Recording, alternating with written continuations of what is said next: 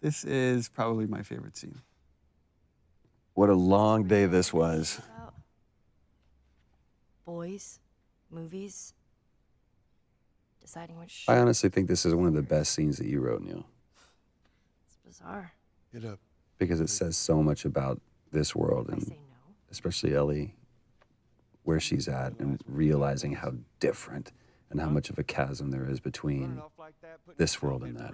I agree. Goddamn stupid. Well, I guess we're both disappointed with each other then. What do you want? I think I really like about this scene is that Rid of me the whole time. they're both kind of, I guess, being selfish in a way. And yet it's coming from a place because they really care about each other. Like they don't understand that they both have been through horrible things. And they each think what they've been through has been worse. That I'm gonna end up like Sam? I love that she calls him can't out on be that. infected. What are you so afraid Take of? care of How many myself. close calls have we had? Well, we seem to be doing all right so far. And now you'll be doing even better with Tommy. Not her, you know. What?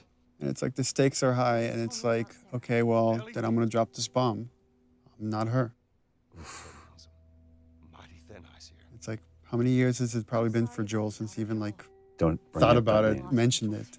You have no idea what loss is. I think Joel's thought of that name every day, but I don't think he's heard it said. Has either died or That left. shove that you gave that was nowhere in the script. Fucking except for you. I think that came out of frustration, definitely, because when we had come back and we couldn't find it, and I wasn't necessarily frustrated with you, I was frustrated with us in the scene, and I was like, oh, fuck. It's so cold of Joel to do this. And I've had people on the team ask me to remove this part, that he's being too cold. And I'm like, no, it's like, because she's being so vulnerable and he's having these feelings, he's trying to shut it down. That's why he's being so cold. It was so important for me to keep that in there. When he says you're not my daughter, it's almost an insult. And it's kind of the opposite of what he's feeling.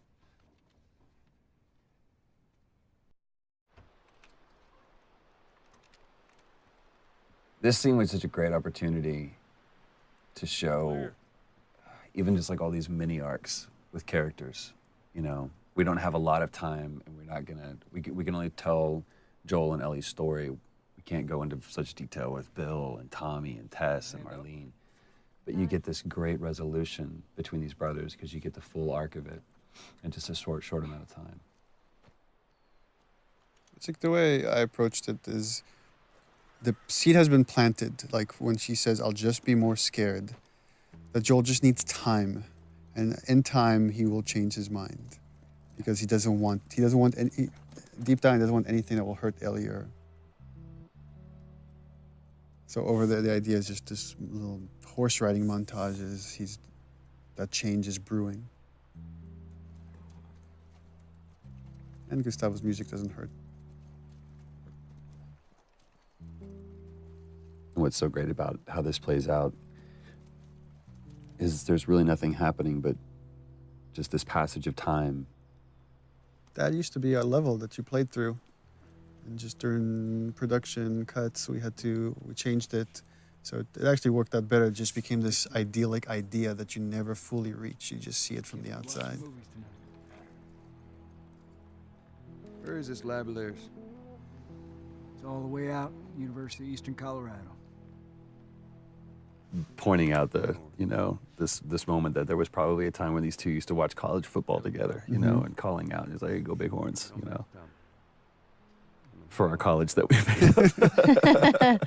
I want one of their T-shirts so bad, University East Colorado, because Colorado is such a big state. I don't want her coming after me. Sorry for stealing your horse. Well, come back to town. Let's discuss it at least. You know me, my mind's all made up. University, Eastern Colorado. How do I find this lab? It's in the science building. Looks like a giant mirror. You can't miss it. And the idea of offering Joel a place of refuge, a place of redemption. Well, and originally we had some, you know, I think there was a line that I threw in there or something. It was like maybe someday or something. It was just too on the nose. And we ended up saying we don't need that. Yeah. It just needs to be a. The look is enough. Well, and the offer to me is enough. Mm-hmm.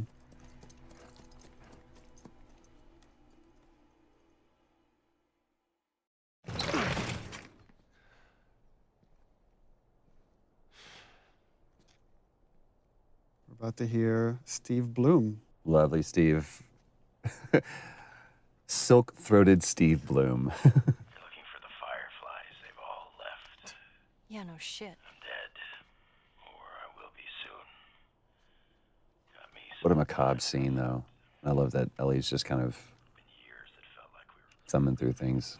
fucking thing was a She's pretty frustrated with not having found the fireflies, not knowing where to go. Come on. Looking for the others. Man, I love Steve Bloom's voice. Mary's Hospital in Salt Lake City. He makes me want to clear my throat. Trying to save the world. It's mean.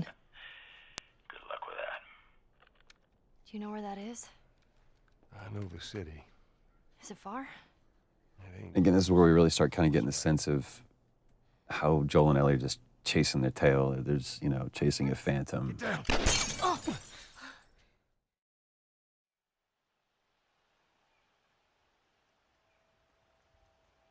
For me, is what I wanted from this is not to overplay it, not to like have Ellie cry or scream or.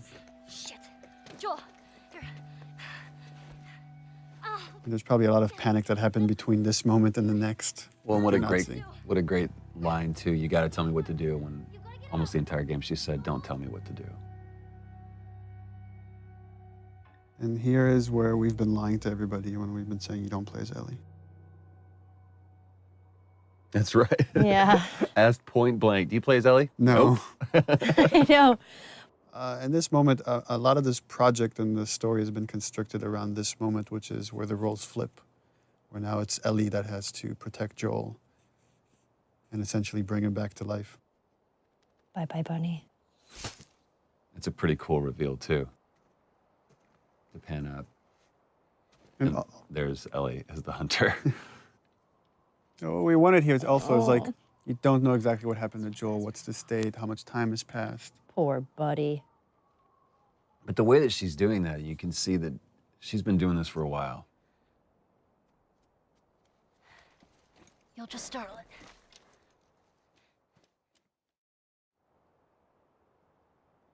Remember how tired your arms got holding that bow stretched? That boat, it was so heavy.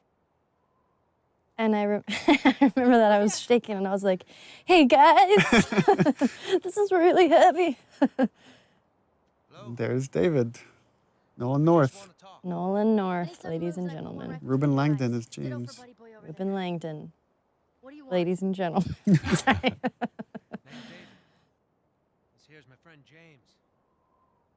From a large. Remember, like, I showed Nolan a part of the game early on, and he's like, oh, you gotta get me a part somewhere in there. I'm like, okay, I got something for you. I got a role for you.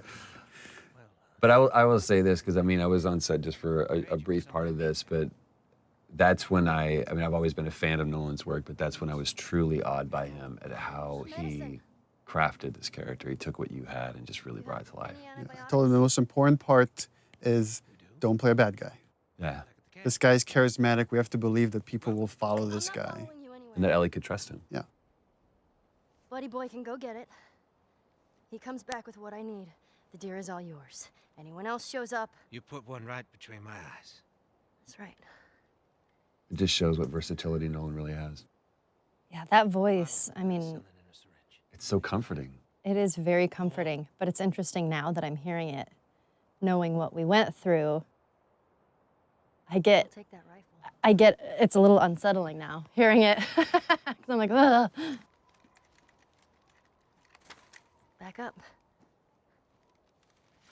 It's a weird gameplay thing, but we went through a version where like, okay, she can only carry one long gun at a time, so we have to put the bow on the ground. They're like, no, it's going to be two guns. Okay, well, let's put the bow back on her backpack. No, it's she can carry two.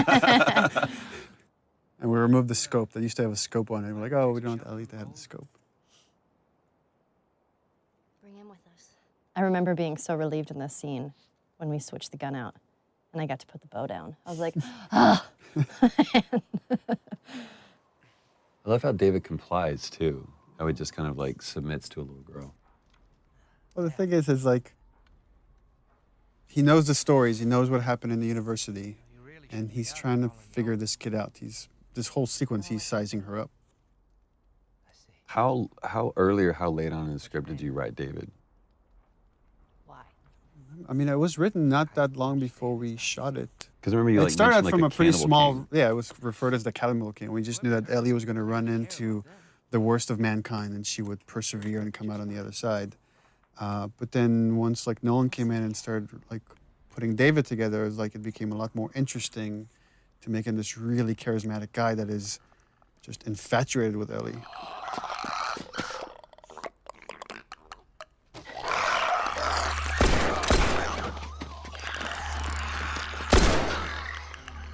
Like now when things get real, you see who kind of glimpses of who he really is. Because there is that moment in that other scene where he makes it seem like, okay, you're in control, but she never was. Yeah. I've had some practice.